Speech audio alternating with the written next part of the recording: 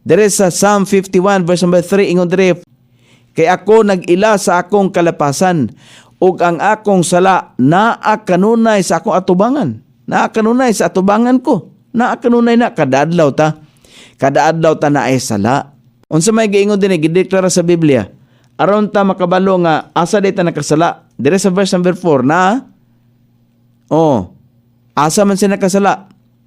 Against thee only. Bato kanimo lamang. Wa man ta nakasala diya sa mga tao, nakasala bugot sa mga tao, wala man. Man ta nakasala diya sa Ginoo. Now bato kanimo lamang. Ang kuna nga nakasala ta sa Ginoo. Bato kanimo lamang ako nakasala.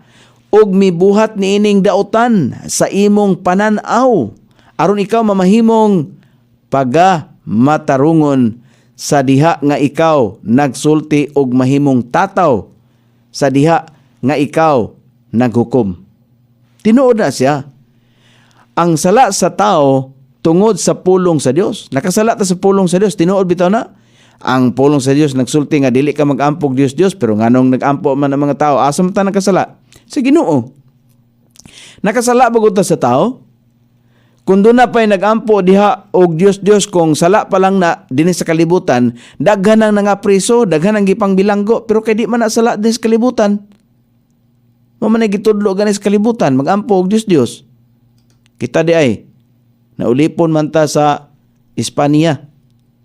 Manay gitudlo sa tuwa.